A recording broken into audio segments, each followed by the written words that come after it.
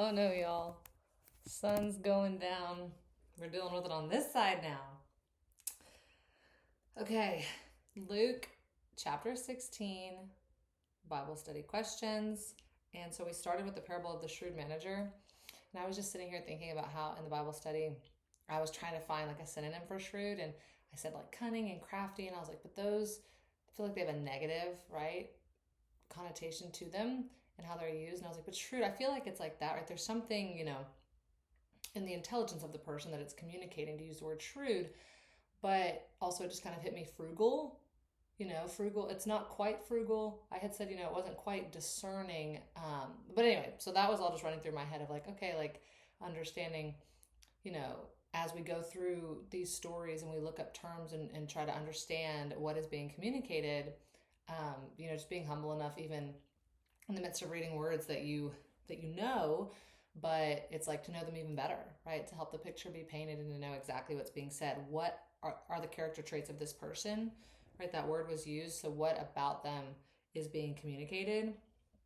But so anyway, says the manager was dishonest, but praised for being shrewd in handling the money. What does this parable teach us? Actually, I just want to write down, what did you learn from this parable? Right?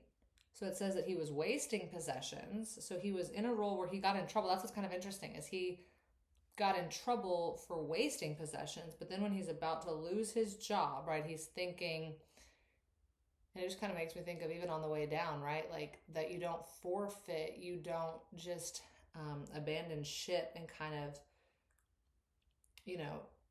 give up, that there still can be a way out, maybe like a way out that's not always the worst case scenario. Like there's even opportunities on the way down, right, to make choices, even like with your consequence, responding to your consequence, but like how it could unfold differently, like that the conclusion hasn't been drawn yet, right? You're not at the end of the story, so what could possibly change? And so him, displaying a valuable character trait. And again, I think that that's kind of interesting to even pick that out of this parable, because what I was most excited about was how it says, first of all, the comparison with how the world is shrewd. I'm just going to look up shrewd. And honestly, the best thing to do would be look up what the definition is of that word in the Greek. So shrewd, having a strong, cleverness, good judgment, with a hint of self-interest and cunning. Okay. And it's saying that that's how the world operates, doesn't it? Isn't that where we learn it from? I think about me in corporate America and how it was like I was learning how to, I would call it maneuver, right? And you can call it navigate, you can call it network, right? Whatever it is, but there is this sense of control, right? This sense of strategy, which almost could be manipulation. And I think that's where, when again we put our pride in our own ability to get income and therefore create security, but also it's false security, as we got to later. But anyway, when you start to see that rewarded and see that successful, you just kind of think, hey, that's just how the world works, right? That you apply a shrewdness to the way you operate. Where I do think, see, it's the word clever that makes it have a different intention than just good judgment. Good judgment is one thing. Clever starts to make it interesting. Just have like a different idea painted with it. Let's see. Having or showing sharp powers of judgment, astute, sharp-witted, right? Observant, sage, wise, artful, crafty, cunning, wily, smart, savvy. And so it's saying like the world is more savvy. Like they know how to deal with their own kind more than we do, right? More than the people of the light, which is so interesting. I think that that's a good call out. I think that that's a good highlight. He's like, the people of the world are, better at some of these things than we are. Like us not getting it. We think our eyes are open, but in some way we're not truly letting all truth be exposed, right? All truth be revealed to us so that we can operate that way. There's areas that we still choose to be blind, right? Or turn a blind eye to. In some way, right? In some way we're falling short because that's what it mentions, right? The world are more shrewd at dealing with one another than people of the light. Right? And then I tell you, the worldly wealth or use your worldly wealth, right? Like you use it while you're here. So we talked about that. Let me get back to the questions. I kind of skipped over that. So how do you use your worldly wealth? And if you think about what you have right now, and like I said, that if money is seed, how can you sow your seed? And how can you see it like that? See it like everything you're doing with your money is investing, and especially when it comes to people and their lives, not just, stocks and small caps. Right, penny stocks. But how you actually use money while you have it, rather than seeing money as something to be stored and stowed away. And like I mentioned about Ecclesiastes, the man that has no legacy, he spent his entire life building his career and had no family, so that when he passed away, he had no one to give his money to, and it all just got distributed back out into the world. Right, and this is where Solomon's like, what does it all mean? Like, what's it all worth, But how God is saying, you have this abundance, right? You've been blessed to bless others with your worldly wealth. How can you see that? And like, how does that help you loosen your grip, I would say? If instead of seeing money like money that's in a bank, see it as like seeds in a barn. You've got all these seeds, and what are you going to do with these seeds? If you don't sow them, if you don't scatter them, nothing's going to grow. And so seeing it like that, make it of use while you have it, But so then it talks about whoever can be trusted with little can be trusted with much, right? If you can be trusted with a little, you can be trusted with a lot. If you cannot be trusted with a little bit, you can't be trusted with a lot, right? I literally just had the image of like asking someone to watch the pie or something, and then you come back and they like took a bite out of it. And it's like seems so little, but it's like you, right? I can't even trust you with something small. And so it's back to managing, I guess, right? Being faithful and managing God's resources. So how do you manage what God has entrusted to you, right? And it's kind of interesting to think that it's not just your finances, it's also your time. That's a really good way to think about that, your time management. It's also a resource. It's also a seed that you're sowing. So how are you managing your time, your finances, and your talents, right? Your gifts. Do you use them? If you are good at something, have you turned a valve off, right? Have you turned off the faucet in certain areas of your life? Certain gifts you have, you just kind of let them grow cold. You just don't know how you're going to use them. And rather than using them just to use them, like use them for free, use them for fun, use them for a hobby, like just use them, that you have kind of, what's interesting is I just thought about like you've taken your focus off of those things. And what's interesting is that's why it's kind of cool to think when you focus on God, those things are included.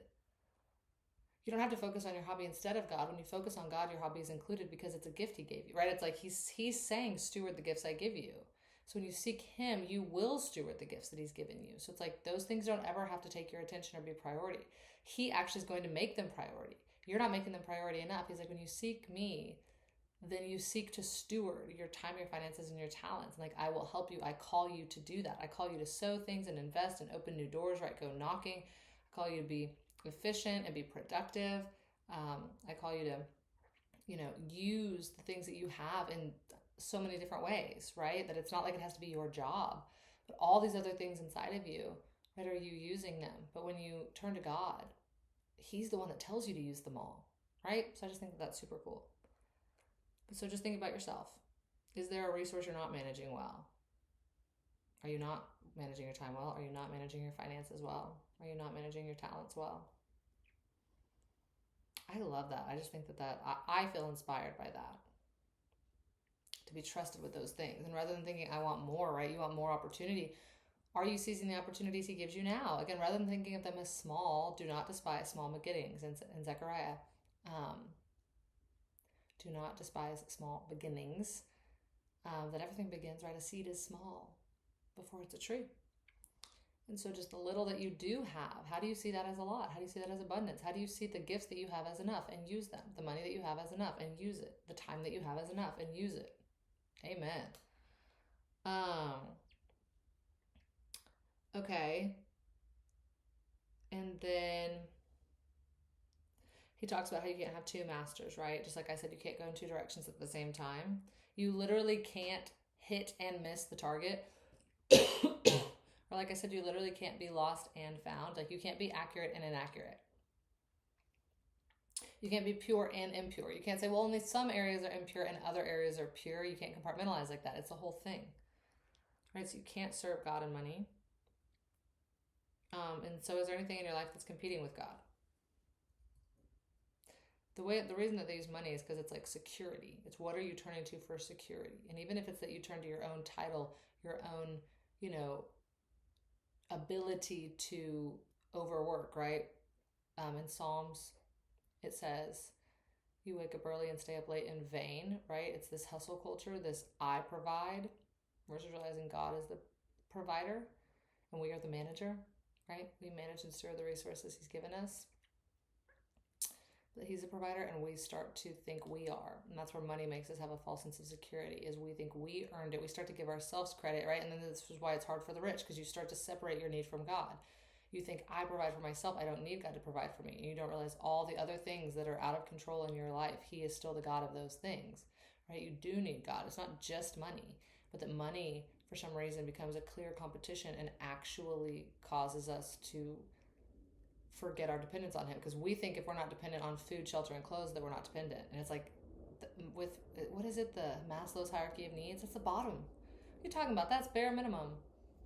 That's the bottom rung of the hierarchy of needs. What about all your other needs that need to be met? And so you basically think, oh, God helps me with the lowest level. And then when you can provide the lowest level for yourself, you're like, well, I don't need God for the other 3 levels or 4 levels or whatever. It's like, no, that is actually where you need God the most, is on the internal. But so, is money competing with God in your life? Do you feel more secure with your money than you do with God? If you had God and not a dollar in your bank account, versus if you had money in your bank account and no God, right? Where do you put your trust? That's what faith is, right?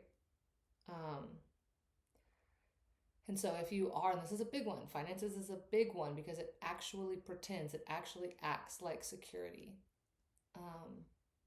That's why I love thinking about the word insecurities. When you say, like, I have all these insecurities, okay, you have money, but you have insecurities. How is that possible? Because isn't money supposed to provide you security?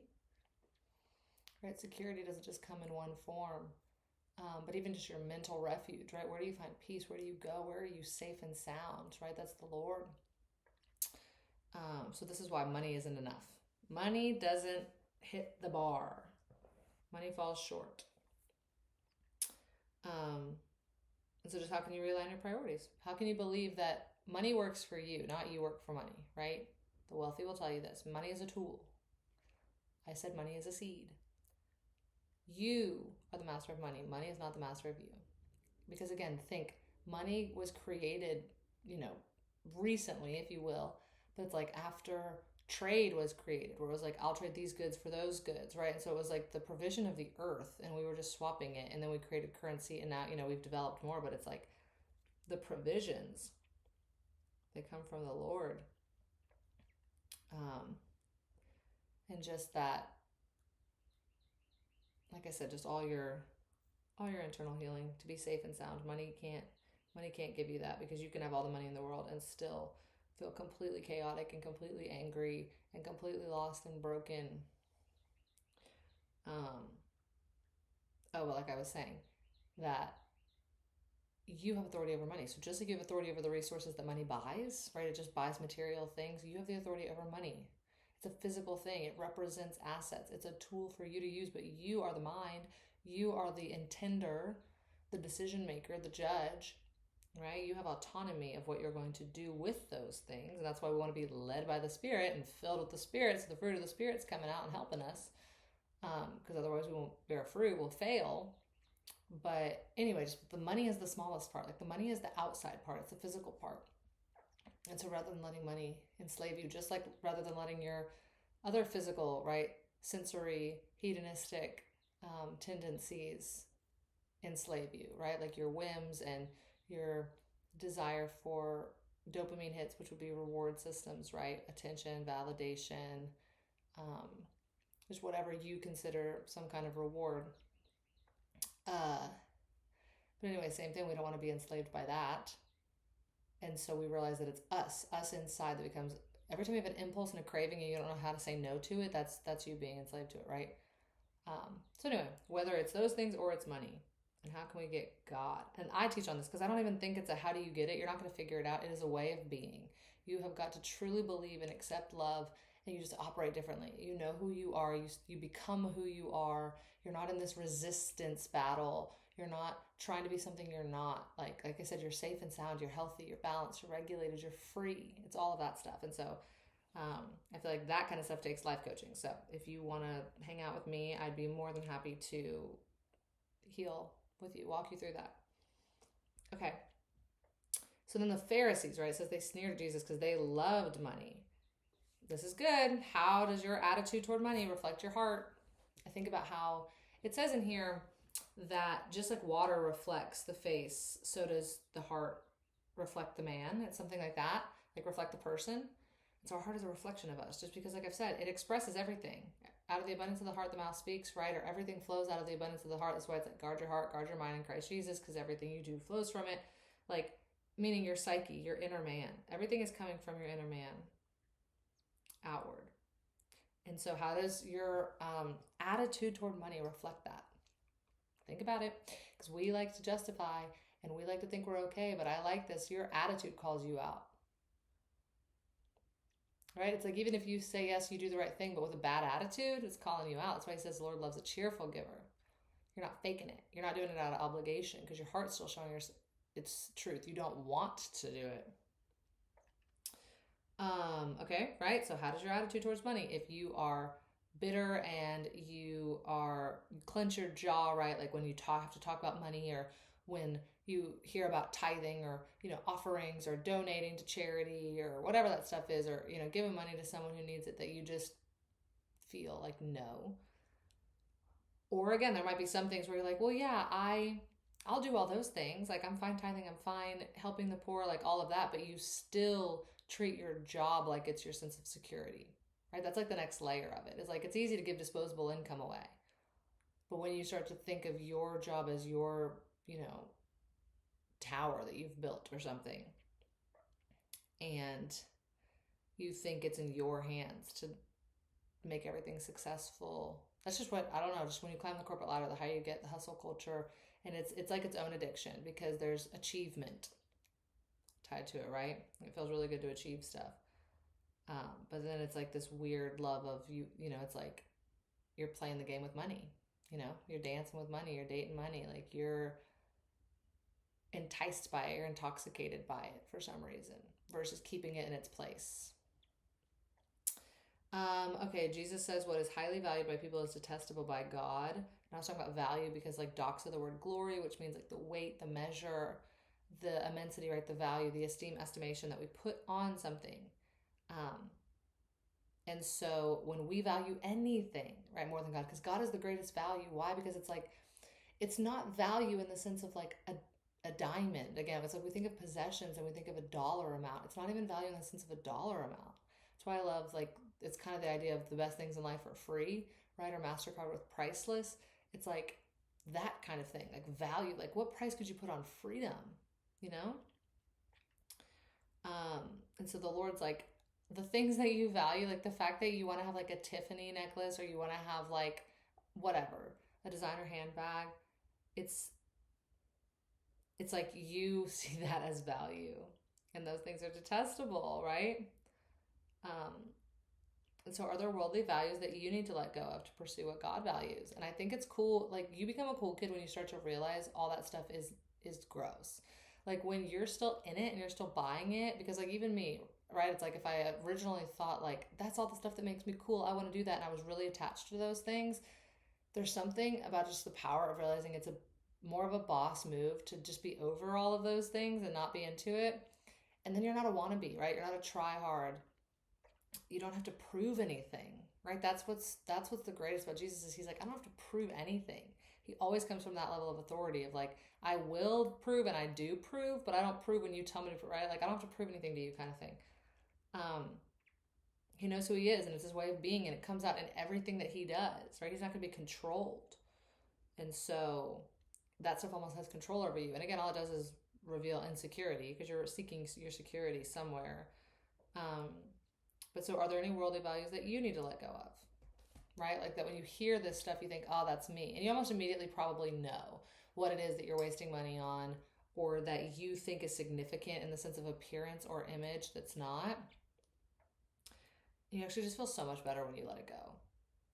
Like you can still be wealthy and not have to like have other people know. You know what I mean? That's one of the coolest things about growing up in Nashville is I remember saying that. Like there's so many people that are rich and famous and you don't even know. And like if you think about business owners or people that aren't the face of a business, it's like they're successful and you don't even know. Right? So just think about that. Then what's going on with the people that are overcompensating? That are wanting you to know that they're rich. Like why? Because there are a lot of rich people that you don't know. So the ones that want you to know, and then if that becomes you, that becomes your example. Why are you like that? Why do you want people to know? Right? Why does that matter? So what is it? What is that in your life? Okay, this was complicated, so I'm going to be interested to see how these questions go because I feel like the Bible study was just rich enough, just discussing it. But the rich man lived in luxury while Lazarus suffered at the gate. Okay, so this was him in his life living in luxury, and it says, how does this challenge your perspective on helping the poor and those in need? The thing is I don't feel like that sentence alone does challenge you. But I feel like what we talked about around it later was this idea of like, because the guy didn't go through the torment, right? The agony, the soul struggle by definition, right? In the Greek, agon, the soul struggle and the dying to self that the Lord says is required for a union, for a relationship, for success, for accuracy, for all of that, right? Is the death to self. That it's like, he didn't do that on this earth, right? He lived in luxury, and I just think about how he wouldn't even share. Right? It's like he wouldn't even be inconvenienced. It's one thing when it's like a sacrifice, like it actually feels like it's costing you something versus just a mere inconvenience. Like you won't even be inconvenienced by like stopping at an ATM and pulling out $20 because like you have it, but it's like the whole, oh, well, the gas station's on the other side of the road and I don't want to. It's like, okay, really? Those kinds of things. Like it's just a minor inconvenience. So this guy could have given, Lazarus some food before he threw it away and stuff like that. So it was just showing you lived in so much luxury, like in your own indulgence, your own excess, and didn't have the mindset that we just talked about of sowing seeds, that it causes you to then suffer later. And again, it's not like a malicious, angry, aggressive type of judgment of like I'm punishing you because you didn't do good and now it's like you're going to suffer. And the word suffering, I said this in the Bible study, but is the privilege to feel things fully, right? In a great capacity, almost so much that they're heavy, right? This is when like your emotions are heavy. It's so big. They're so much bigger than you. So you either do that here and now, you endure, right? Jesus is the son of suffering. He says he will suffer. And so just like we suffer, he suffered. What does that mean? He feels everything fully, right? So he experienced it all. But that we either embrace that and face reality and stop running from fantasy and say like, I'm going to feel everything fully here and now, and the Lord's going to walk with me, and I'm going to be transformed, I'm going to be healed, and I'm going to have new life, right? All of that here and now. But that's not a fun experience. It's a powerful experience. It's a beautiful, right? Free. It's like amazing, but it's not lighthearted at all, right? It's big. It's big and it's amazing, and only he could do it, right? Only a big God. But that if you're not going to be willing to go through any type of training here, which even the word for child and offspring of like who we're raising up, right? Parents out there, you're training a child, right? You're training them up to be a human.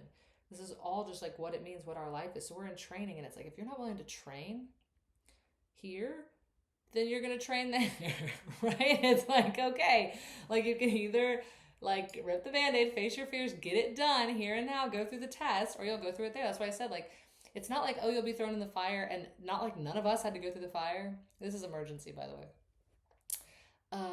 We are going through the fire. It's just that rather than us running and pretending like there's no fire so that then we face fire later, it's like we're facing it now. We're getting into that purifier. And like I've said, just like gold, it's like we get into that purifier, the fire is hot, it burns off all the impurities, and we come out shining, glowing, right? We're gold. The gold is still there. But we're going through that fire now. But we love that fire, right? It's like, feel the burn. I love that burn. Light me up, Lord, right?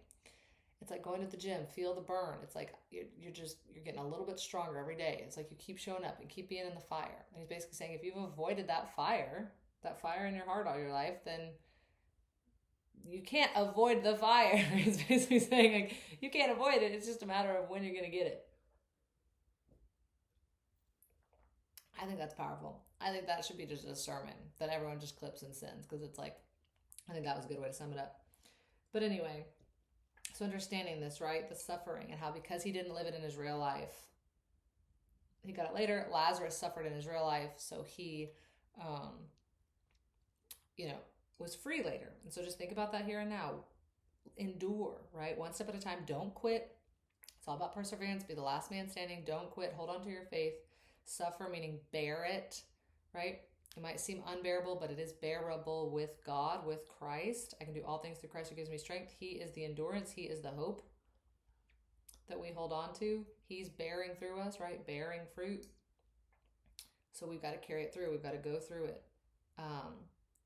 And just realize that. Let your eyes be open to that being what your life is. Quit running from the suffering and go through it. Okay, so then it talks about the roles being reversed, right?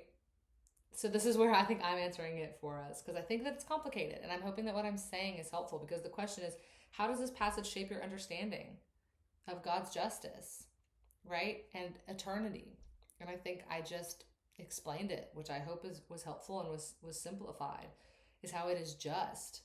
It is not angry and aggressive and mean and abusive and a lot of those things that we try to paint on it, right? That's what man does with power. This is just. If you do this, this happens. If you do this, this happens. If you die to self here, then you're dead to self there. If you don't die to self here, you're going to have to die to self there. And so it's just the consequence on the other side, or the outcome on the other side, the effect on the other side. And those of us that just run toward it, we just run through it. And again, I think for most of us, it's because our testimony, our life had to get bad enough that we were like, I'm not doing this another day. And that fire looks good right now. You know what I mean? It was like, I would rather, because everybody else that's chasing the world and kind of keeps it in moderation thinks like they've got a grip on it. And they're like, oh, the world is fun. When you've actually gone all in on the world, you get far. You get deep fast. It gets dark, right? That's the only way it's going, is darker and darker and darker. So when you just buy into it and you're like, let's go, you see that, and then you're like, I'm never going back. I don't have a question in my mind. I don't have a doubt in my mind. And again, like seeing the fire of the Holy Spirit, I was like, that fire looks a lot better than this dumpster. And so anyway, just that reality check. And so it's like, you run to the fire now. You run to it here and now, and you go through it. And how that's just. You're either going to go through the fire here or there. Okay, but then how he was talking about, warn my family. Right? Warn my family. And the Lord, I love that the Lord's like, I've been warning everyone since forever, right? Like I've never not warned. I've always been warning. I've sent prophets. I have Moses. Like, you have the stories from the beginning. It doesn't get further than that, right? It's like having Moses is like back towards almost the beginning of mankind, like just a handful of generations after the flood, right? Abraham, Isaac, and Jacob are, great grandson. I think it's like Abraham is like a great or great grandson of Noah, maybe a couple generations. So right, you're getting really back to the beginning, and it's like, if you don't believe what those people were saying, you think you're going to believe it now? Right? So it says, so do you take God's word seriously enough? And do you sometimes look to others for signs before obeying? That's a good question to ask, because I hear that a lot. People that are like seeking confirmation, and they want someone to tell them the answer, versus like, you're going to hear it from God. He's going to tell you. And like we've been talking about, he tells you in the moment. And I think that's the hardest part, is we want to know before the moment. But the moment comes, and then you feel it, especially, you got to let him in. So you get that clarity. So do you look to others for signs? And do you take his word seriously? Right? This is enough. Is this enough? That you have Moses, you have the law, the original law of God sharing our conscience and how things work as a human, him governing us, right? It was getting out of oppression and getting out of man-made, government hierarchies, whatever we want to call them, systems, and God showing us his system, where it's like, we're led by him. We're all equal, and we're all led by him.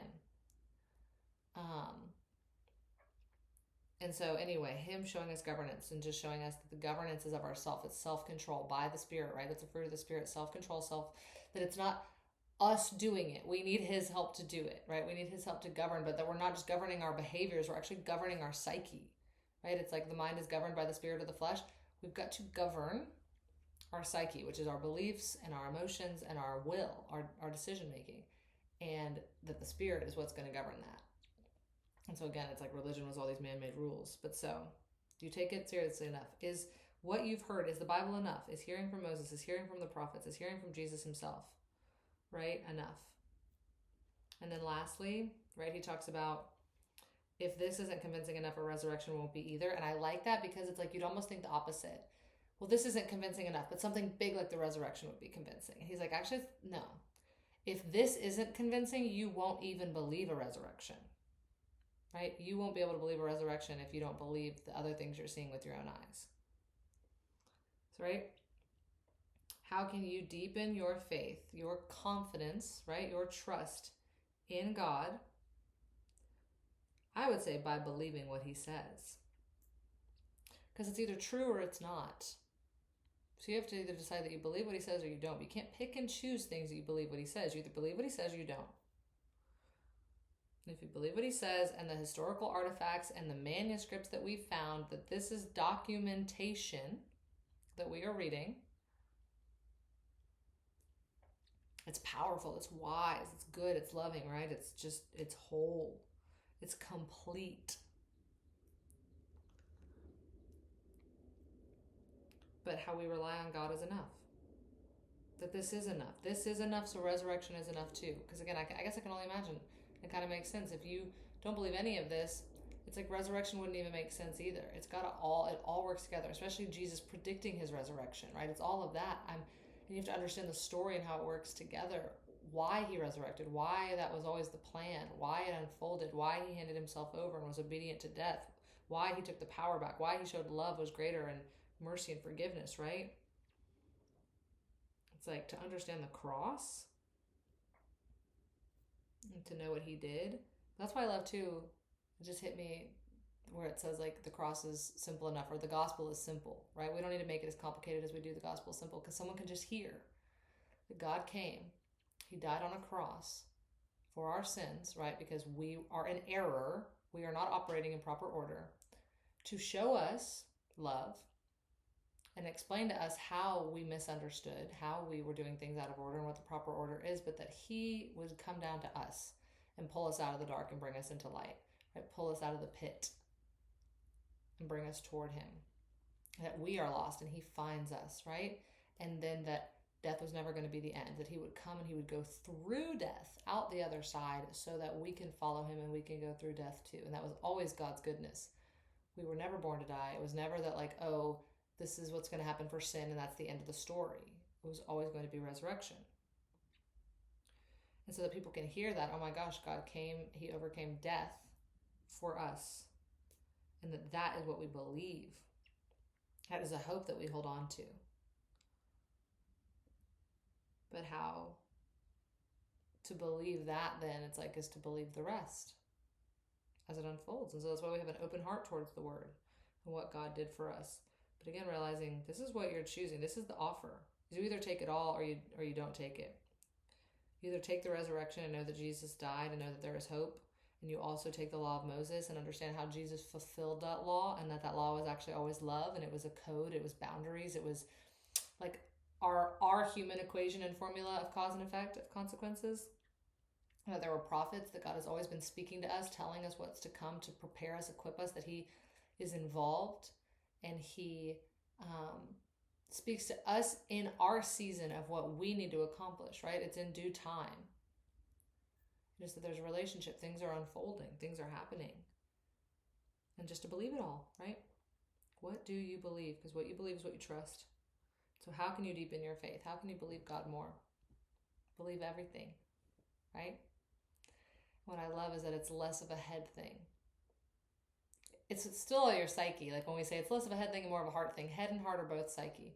And actually, honestly, your heart follows your head. Your head first has the belief. So we've got to go inside and figure out what you believe. And that's what I'm here for, is to keep talking about it so that we can all be aligned. We all have the righteousness of Christ, that we all see that God is revealed, that we all see that it's not as hard as we make it and it's right in front of us, and we just have to stop believing the lies and know that we are loved and know that we were born for a relationship with the Lord, and that we are born to have abundant lives and have fulfillment and all the good things, and that they're in Him. And so anyway, I will see you guys in the next video for Luke 17, and have a good one. Bye.